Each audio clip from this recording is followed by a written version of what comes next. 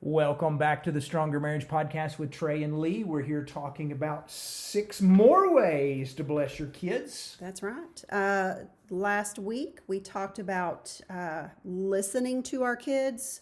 We talked about giving them our time. We talked about being part of their world, claiming them as yours, giving them rules. And we talked about modeling values and integrity. And we're going to pick right back up where we left off. And if you didn't get a chance to listen to those, you need to swing by part 1 and give that a listen. But we're talking about ways to bless your kids. If you still have kids at home, maybe you don't. Maybe you just have grandkids. And maybe you have adult grown kids. You can still bless your kids by doing a lot of the things that we talked about in that first part. But let's pick up with number 7 on 12 ways, which would be eat at the dinner table. Oh, that's a good one. We talked about this a while back in an episode, but let's just touch base on it for just a moment again and why that's important. Yeah. And we've kind of somewhat, I think a lot of people have gotten away from this, and we get, lazy and we want to sit in front of a TV and watch something while we're eating. Sometimes our schedules are busy and everybody's eating at different times. But if it's at all possible, it's so important to sit down together as a family and eat a meal together in the evenings. Even if it's just for 15 minutes, if that's all you can get everybody to the table. It's such great quality time where you can talk, where you can listen, and where you can learn. A lot of the 3 things that we talked about last week, talking to your kids, listening to your kids, and learning about your kids. And the dinner table provides a place and an atmosphere and a time when you can do that. Yes, and it just gives you a chance to sit down and have that conversation that you don't have in front of a television set. Dinner table used to be a big deal growing up, and a lot of times we have left that and need to get back to that. A time to just focus on one another. Don't bring your cell phones to the table, and just sit at the dinner table and talk and listen and learn, to ask questions and hear about the day. We've even had little games that we would play where you would talk about, I don't remember what it was. There was a little game we used to play where you'd roll a dice and one would say, have questions that you'd have to answer. And our kids put up with it. I'm sure they didn't think that was all the most fun, but they put up with it. They did. I think they liked it. But dinner table is it's a holy time. It's a healthy time for your family. And so when you can make time to sit down at the dinner table, that's a good thing that needs to take place. It just is. I said this a few weeks ago on that podcast that we did. 2 of the most popular family shows in the past 10 years have been Fixer Upper and Duck Dynasty. And if you'll notice 2 things about those shows, Fixer Upper always had a home they were building, and they were always working to put a family dinner table in where they could sit down as a family and have some time to eat together. And then on Duck Dynasty, every time they closed with a word of prayer, and they were all sitting down to eat together. And I think part of that was we were realizing that, hey, those are things that are still very valuable.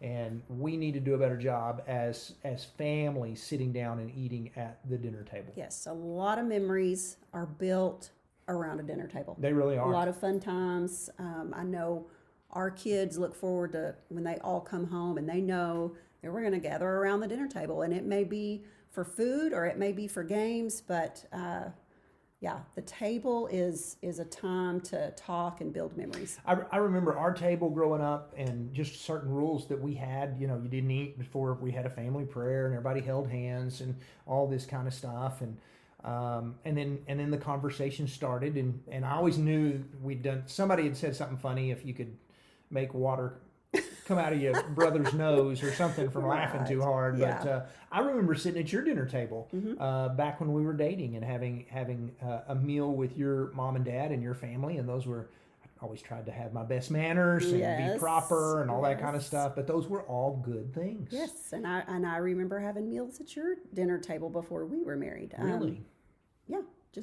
I remember one Christmas y'all had fondue, and that was kind of a neat special thing that y'all did for holidays sometimes, and I was invited to partake in fondue. In the fondue, and that was fun. Yeah, it was. Those are special moments. A lot of good memories around there. Number 8. Model a healthy marriage. Yeah, if if you're not a single parent, listening to this and you're married, then model a healthy marriage. Your kids need to see you being husband and wife as much as they see you being mom and dad, because they're in your school of marriage. They're learning how to do marriage by watching you. And so that is very, very important, that they get to see you being husband and wife, being affectionate with one another, kissing one another, holding hands, snuggling on the couch. All those things are so important that they see this, because then they can know ahead of time, here's what a marriage looks like. This is what I'm supposed to look like. My husband, if you're a daughter, my husband someday is going to treat me like my dad treated my mom.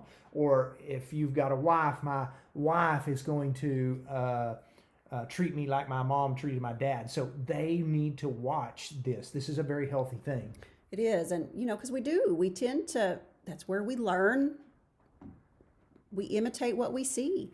And there's a lot of people that have been shown very unhealthy marriages and have determined, I'm going to do just the opposite of what was modeled for me, because there is no way I'm putting my kids through what I went through, and those kinds of things. And so we applaud you if that's you, and if you did not grow up in a healthy family, but you're determined that you're going to model a healthy family for your own kids, then that's what it's all about. Yeah. So. And for elementary school age kids, and I don't know how high this goes up, but I know for elementary school age kids, their greatest fear in this world is something's going to happen to their family. Mm-hmm. That is the number one fear of children in this world.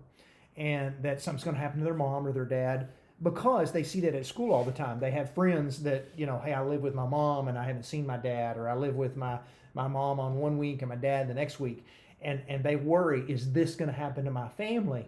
And you can help put their mind at ease by showing them you're more than mom and dad, that you're husband and wife, that you go on dates, and that's all still important to you. That makes a child feel very secure when they see a mom and dad doing things like that. That's right. It eases fears that they have.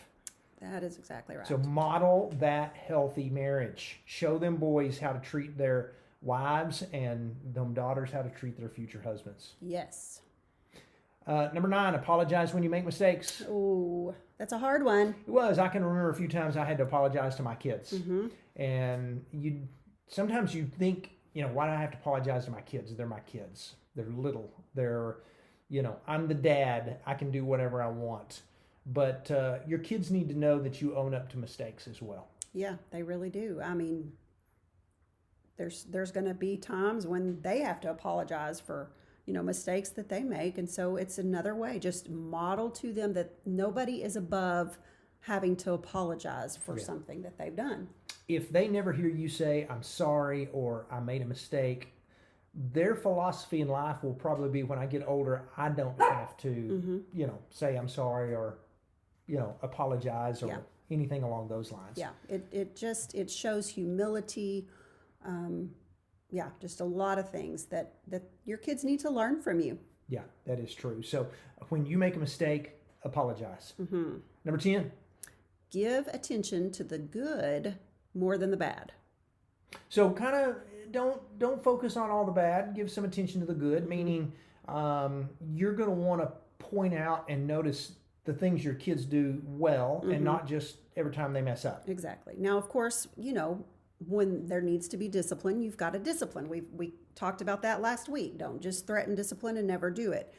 If something needs to be said and corrected and disciplined, of course, you're going to do that. But if it's just little things, if you're constantly nitpicking about little things, try to focus as much or more, probably more, on the good. As parents, we tend to look at those report cards, and we notice generally whatever the lowest grade is on there, and we say something like, hey, what happened in this class right here? And we don't start with, wow, these are some great grades. We want to focus on what happened right here. Right. Yeah. If you have a kid play sports, sometimes we want the game to be over, and why did you drop the one pass? Why did you strike out that one time? It's always let's talk about what you did wrong. And sometimes you need to focus and give some Yeah. attention to the good. Catch your kids being good. Yeah. You And know, brag on them when that's they right. are. When you see them sharing with their little brother, man, make a big deal out of that. If they did some little something around the house, took their bowl to the sink, brag on them for doing that. Whatever it is, start from a young age and all the way up. When you see them doing something that's worth, giving them some praise for, be sure you do that. What's the ratio there that Gottman Institute says, the 5-to-1 Yes. ratio, that we need 5 compliments to every 1 criticism, and your kids are not an exception to that. They right. need to be built up. And I promise you, when your kids leave the house in the mornings to go to school, they're not getting praise and compliments and good things. They're getting negative things. They're getting here's your test paper back and here's your 3 you missed, or their friends are saying, why do you wear those shoes, or where'd you get that shirt? They come home empty, their little gas tanks, and they don't need more bad. They need somebody to fill that gas tank with support and love. The house needs to be a safe place for them to come and just know, hey, I can get my battery recharged right here. I'm not going to get more of what I've had all day long already. Yeah. And so work hard to give attention to the good, more than you give attention to the bad. Yeah. Some kids act out to get attention. And they think, the only way I'm going to get any attention at all is just to act up, and then I'll get a little bit of attention, whether that's negative attention, and that's not really the kind of attention that they're seeking. So if you praise and give them some positive attention, hopefully that will decrease the amount of times if they're prone to act up to get attention. Yeah, that is exactly right. Number 11. I love number 11. I couldn't wait till we got to number 11. Okay. Tell us about it. Write them a note. Write them a letter. Write them a card. Leave a Post-it note on a mirror. Write them a note and put it in their lunchbox. You were so good at that with Cooper. And that's just something that kids, at lunchtime, and they're unpacking their lunch, and they see a note from their mom or their dad that says, I'm proud of you, or you're a good kid, or every now and then I just put a really stupid dad joke. Kind of dad joke. Yeah, that would just be the worst, but I knew that my kids would laugh about it, just to let them know. Some of my favorite, I could always tell my kids I was proud of them, but there were times where I would leave them an actual letter that I'd typed or wrote, and they would actually save that and hold on to it. And there's an old book I still have in my office called Letters from Dad, and it was about a group of dads that decided to write letters to their kids on a regular basis. And it's a tremendous book. It's an old book, but it was a tremendous book in the ways that it influenced their kids and changed their kids, because they had all these letters from their dad saying, hey, I'm proud of you, you did well on this, or whatever it was. And it was a letter they would actually write and stick in the mail, which reminds me, I probably need to put a letter in the mail to all my kids and remind them again, hey, your dad loves you. I sent them a text message, but it's a good idea to write your kids a note. Leave them a Post-it note. Write them a note on the mirror in their bathroom, just something. Put a scripture, a Bible verse. Send them a Bible verse by text message. It just lets them know that you're thinking about them. That's such a healthy, important thing. It does. It's just a little extra step. You've gone out of your way to take the time to do that. And, we tell you as husbands and wives to write each other notes and do those things for each other. And you appreciate it in your marriage, and your kids will equally appreciate that gesture. Mm-hmm. So write them a note. Number 12, finally, tell them you love them. Yes. You talk oftentimes about the importance of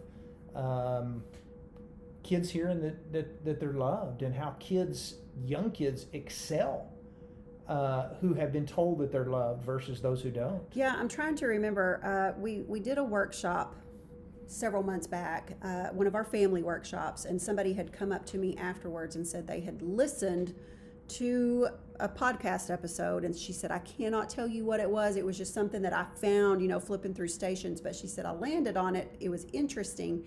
And they were talking about this very thing, about how kids need to hear, I love you.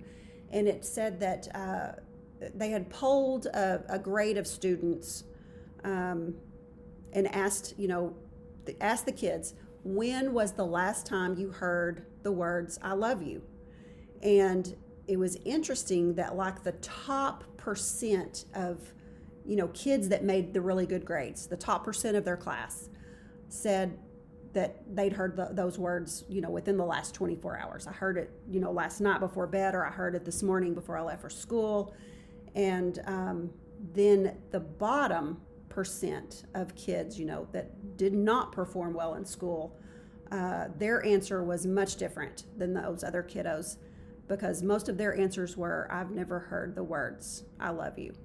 And so that just speaks volumes to the effect that can have on kids, from, their self-esteem to their performance in school. It just speaks volumes. Yeah, and kids question that sometimes. Like it or not, you may be going, well, my kids know that I love them, but they have one bad day where they make some bad choices, or just have a bad day where folks aren't real nice to them, and they're wondering, am I loved? Mm-hmm. And when they hear it on a regular basis, that makes a difference. They need to hear you say, I love you. And even if you have grown kids, our grown kids, we still tell our kids we love them all the time. Yeah, that's true. And like it or not, they're going to get it from us, and we want them to know that we love you. There's a lot of ways you can say I love you. We talk about, giving them a touch of love, which is, hugs. Kids need touch as much as adults need touch. Mm-hmm. They need hugs, and they need pats, and they need to know, that you love them through touch. You can give a look of love from across the room. You may have a hand signal or something that you do that says, Thumbs I love you. up. Yeah, some way to... And those are important too, but they've still got to hear the words, I love you. You did a funeral one time for some. I did. For a family. Of a family one Mm-hmm. time. He was one of the last living World War I veterans. This would have been back in the 90s. And he was known as a very well-respected man, kind of a war hero guy. And I was excited about the funeral from the sense of there was going to be a lot to talk about, such a well-respected, well-loved man. And when I sat down with his two grown daughters, they wept, and just boo-hooed, because they said, we know our dad loved us. We know he did, but we just don't understand why he never told us. Never once in his life he told us that he loved us. And I remember thinking to myself as I left that day, going, I will never not tell my kids that I love them. Mm-hmm. I was just blown away that had affected those two kids that strongly, that they had never heard their dad say that they were loved. And yeah, tell your kids they need to hear something. Yeah. And I don't. Are you ready to wrap up? I don't Sure, want to get anytime. to our conclusion No, you're before. good. Conclude, baby. We've talked about 12 ways you can bless your kids, and you may do everything to the best of your ability, and you may raise your kids. You may just do everything right, and your kids are still going to make mistakes. Mm-hmm. They are. We all do. We all did. This is just a reminder to be a safe place for your kids to land when that happens, because it's going to happen. Be a safe place for your kids. Hopefully, through all of these things, you've built that relationship where they're going to come to you and they're going to allow you to be that safe place.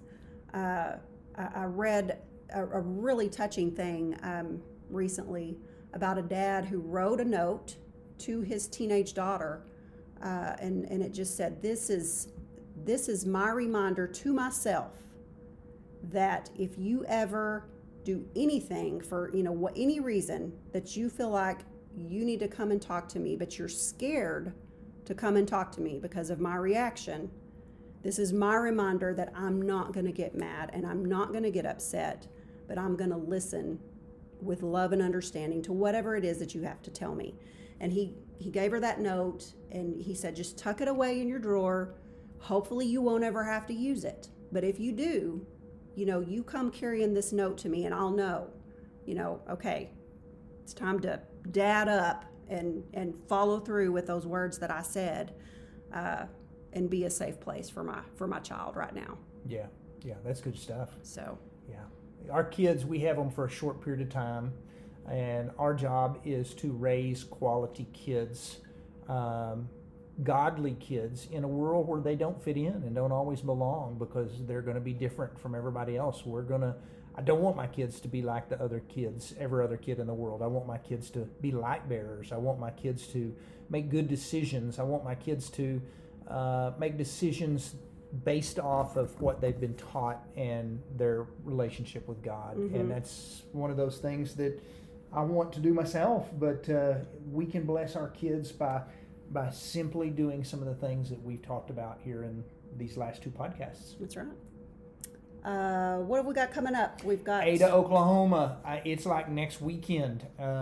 Stuff on our website will tell you, treyandlee.com. You can find out more about Ada, Oklahoma, Ella J, Georgia. Then we have Tennessee, Knoxville, Tennessee. I'm excited about Knoxville, Tennessee. So there you go. We got Oklahoma, Georgia, and Tennessee coming up. And then we've got Homestead, Florida, and Abilene, Texas. We've got some good stuff. Yes. And so come spend a weekend with us. Those who joined us for our online date night, we're still getting feedback on that. That was a lot of fun. Thanks for hanging out with us. And we will be back here next week. Thanks for your time. Yep. See you next week. Y'all have a great week.